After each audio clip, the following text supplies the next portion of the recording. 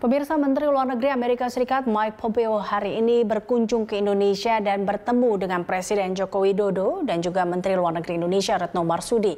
Beberapa hal dibahas dalam pertemuan itu, mulai dari persoalan Laut Cina Selatan hingga kerjasama ekonomi. Untuk persoalan Laut Cina Selatan, Mike Pompeo menegaskan Amerika menolak klaim Tiongkok di Laut Cina Selatan. Pompeo juga memuji sikap tegas Indonesia untuk melindungi kedaulatan negara di perairan dekat Kepulauan Natuna yang diklaim Tiongkok.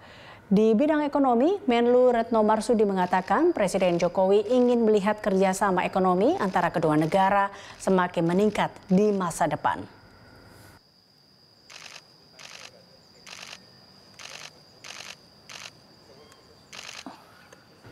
Dan pemirsa, untuk membahas lebih dalam serta untuk mengetahui ada apa di balik kunjungan Menteri Luar Negeri Amerika Serikat ke Indonesia, saat ini sudah terhubung melalui telekonferensi ada Mbak Dina Praptoharja, praktisi dan pengajar hubungan internasional. Terima kasih Mbak Dina telah bergabung bersama kami dalam Prime Time. Mbak Dina, Anda sendiri melihat apa sebenarnya arti dari kunjungan Mike Pompeo ke Indonesia kali ini?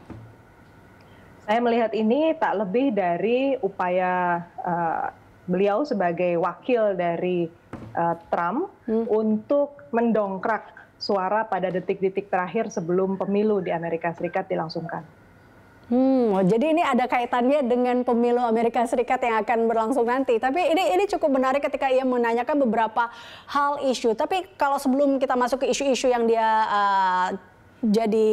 bawa, tapi mengapa Anda mengatakan bahwa ini menjadi salah satu bisa dikatakan strategi untuk mendongkrak Trump di pemilu nanti?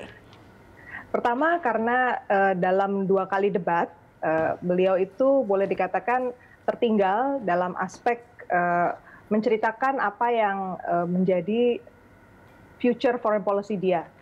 Dan tentu saja itu menimbulkan kegelisahan bagi sejumlah negara.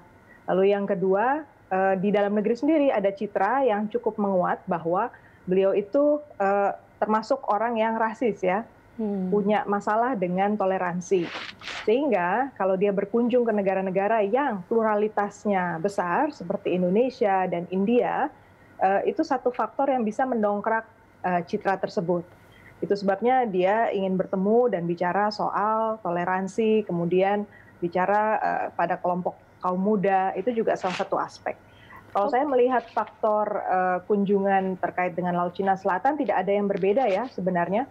Karena kalau kita lihat agenda Amerika Serikat tetap saja free and open Indo-Pacific. Artinya agenda yang sama dengan sebelum Indonesia menyuarakan posisinya bahwa kita pegang ASEAN Indo-Pacific outlook.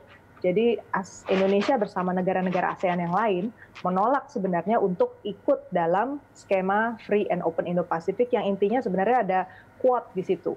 Ada 4 negara yang akan menjadi penopang dari program ini. India pun masih ragu-ragu, itu sebabnya dia berkunjung ke India. Jadi kita dapat melihat bahwa foreign policy Amerika Serikat di kawasan belum mendapatkan dukungan yang penuh. Itu satu alasan dia juga datang. Dan yang kedua, tak lain tak bukan untuk urusan dalam negeri beliau. Sebentar lagi pemilu. Kita nggak tahu juga selesai pemilu apakah itu akan terlaksana atau tidak, semua janji-janji itu. Iya, oke. Masih terkait dengan tadi ya isu Laut Cina. Anda melihat bahwa tadi ini juga menjadi sebuah, ya masih dalam sebuah strategi sebenarnya Mbak Dina. Apakah ini agar membuat bahwa arah atau semakin terlihat bahwa arah Indonesia saat ini akan menuju ke Amerika dibandingkan dengan Tiongkok, atau seperti apa Anda melihatnya? Saya nggak melihat itu, bahasa-bahasa yang dipakai cenderung diplomatis. Jadi tentu ada keinginan dari masing-masing negara untuk memperkuat hubungan bilateral, dan itu normal saja. Saya tidak melihat ada yang istimewa juga ditawarkan oleh Amerika Serikat terkait bantuan kerjasama atau lain-lain, baru sebatas bahwa Amerika akan meninjau ulang untuk bentuk investasi ke Indonesia. Demikian pula Cina, tidak ada pendekatan khusus juga ke Indonesia berkaitan dengan kondisi dalam negeri Amerika Serikat. Oke, cukup menarik untuk kehadiran kali ini dari Mike Pompeo juga hadirnya beliau dalam pertemuan Nadatul Ulama. Ini pesan yang ingin disampaikan atau yang ditangkap tuh apakah yang Anda katakan tadi memasuki toleransi tadi atau seperti apa Mbak Dina? Ya, kalau saya melihatnya lebih itu. Indonesia ini kalau di tataran internasional selalu dipakai sebagai simbol negara yang pluralis namun juga demokratis.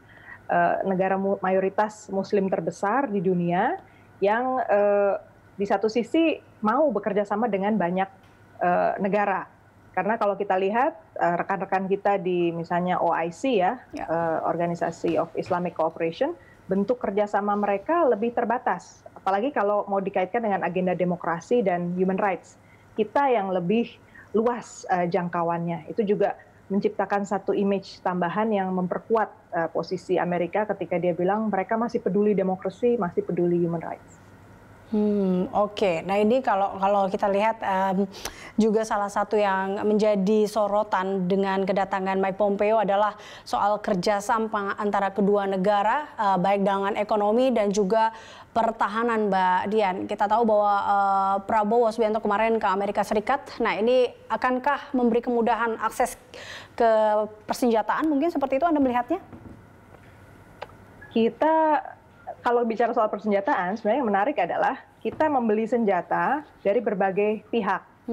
Dan apakah kedepannya kita akan lebih banyak membeli senjata dari Amerika Serikat, itu juga masih tanda tanya. Jadi Indonesia itu posisinya pada dasarnya siapa yang bisa memberi lebih baik, kita bisa menuju pada mereka. Jadi saya belum bisa bicara lebih detail soal akankah kita membeli juga dari Amerika Serikat, seandainya pun dapat harga yang lebih baik. Oke, baik. Terima kasih Mbak Dina telah bergabung bersama kami dalam Prime Time. Pemirsa, Dina Prapto Raharja, praktisi dan pengajar hubungan internasional.